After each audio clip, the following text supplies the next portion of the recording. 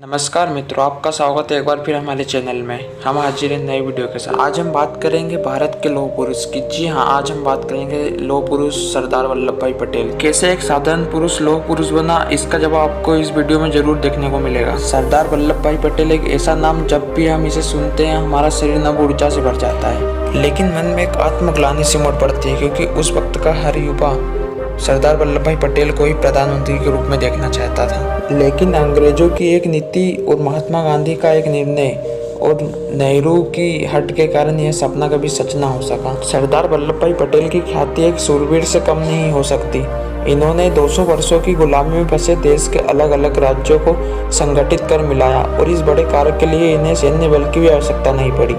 इनकी सबसे बड़ी ख्याति थी जो इन्हें सभी से पृथक बनाती है। वल्लभ भाई पटेल एक कृषक परिवार से थे, जिसमें 4 बेटे थे। एक साधारण मनुष्य की तरह इनके भी जीवन के कुछ लक्ष्य थे।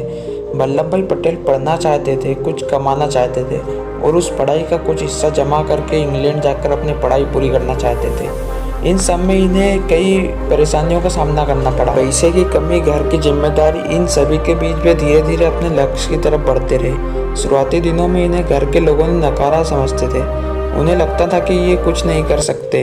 इन्हें 22 वर्ष की उम्र में मैट्रिक की पढ़ाई पूरी की और कई सालों तक घर वालों से दूर रहकर अपनी वकालत की पढ़ाई की, जिसके लिए उन्हें उधार किताबें लेनी पड़ती थी। इस दौरान इन्होंने नौकरी भी की और परिवार का पालन भी किया। एक साधारण मनुष्य की तरह ही जिंदगी में लड़ते लड़ते आगे बढ़ते रहे। इस बात से बेखबर कि यह देश के लौह पुरुष कहलाने वाले हैं। वल्लभ भाई पटेल के जीवन की एक विशेष घटना से इनके कर्तव्य निष्ठा का अनुमान लगाया जा सकता है। यह घटना जब की थी जब इनकी पत्नी मुंबई के हॉस्पिटल में एडमिट थी। कैंसर से पीड़ित इनकी पत्नी का देहांत हो गया था, जिसके बाद इन्होंने दूसरे विवाह से इनकार कर दिया और अपने बच्चों को सुखद भविष्य देने हेतु मेहनत में लगे रहे। इंग्लैंड जाकर इन्होंने 36 महीनों की पढ़ाई को 30 महीनों में पूरा किया। 30 महीनों में पूरा करने के बावजूद इन्होंने कॉलेज में टॉप किया था। इसके बाद वापस स्वदेश लौटकर अहमदाबाद में एक सफल और प्रसिद्ध बैरिस्टर के रूप में कार्य करने लगे। इंग्लैंड से वापस आए थे, इसलिए इनकी चाल डाल बदल चुकी थी। वे सूट बूट यूरोपियन स्टाइल में कपड़े पहनने लगे थे। इनका सपना था ये बहुत पैसे कमाए और बच्चों को सुखद भविष्य दे, लेकिन नियति ने इनका भविष्य तय कर रखा था। गांधी जी के विचारों से प्रभावित होकर इन्होंने सामाजिक बुराइयों के खिलाफ अपनी आवाज़ उठाई, भाषण के जरिए लोगों को एकत्रित किया। इस प्रकार रुचि न होते हुए भी सक्रिय राजनीति का हिस्सा बन गए। इस बुलंद आवाज से नेता सरदार वल्लभ भाई पटेल ने बरडोली में सत्याग्रह का नेतृत्व किया। यह सत्याग्रह 1928 में साइमन कमीशन के खिलाफ किया गया था। इसमें सरकार द्वारा बढ़ाए गए कर का विरोध किया गया और किसान भाइयों को एक देख ब्रिटिश सरकार को झुकना पड़ा था। बरडोली सत्याग्रह के कारण पूरे देश में वल्लभ भाई पटेल का नाम प्रसिद्ध हो गया था।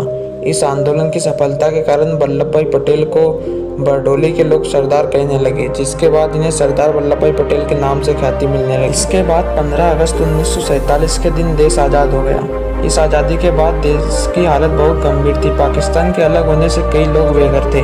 उस वक्त रियासतें होती थी, हर एक राज्य एक स्वतंत्र देश की तरह था, जिन्हें भारत में मिलाना बहुत जरूरी था। यह कार्य बहुत कठिन था। कई वर्षों की गुलामी के बाद अब कोई भी राजा किसी तरह की अधीनता के लिए स्वीकार नहीं था, लेकिन वल्लभ भाई पटेल पर सबको यकीन था। उन्होंने ही रियासतों को राष्ट्रीय एकीकरण के लिए बाध्य किया और बिना किसी युद्ध के रियासतों को देश में मिलाया।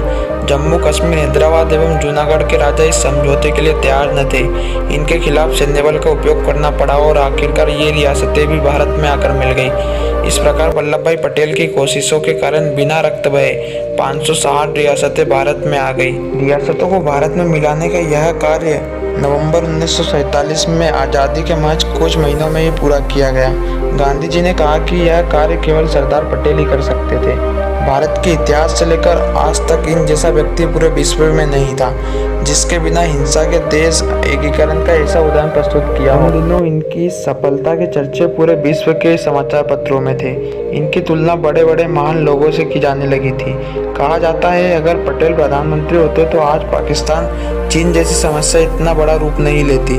पटेल की सोच इतनी परिपक्व थी कि वे भाषा पढ़कर ही सामने वाले का मन के भाव समझ जाते थे उन्होंने कई बार नेहरू जी को चीन के लिए सतर्क किया, लेकिन नेहरू जी ने इनकी कभी ना सुनी और उसका परिणाम भारत और चीन का युद्ध हुआ था। सरदार वल्लभ भाई पटेल के बारे में आपके क्या विचार है, कमेंट में जरूर अभिव्यक्त करें। आशा करता हूँ मित्रों आपको ये वीडियो भी जरूर पसंद आई होगी।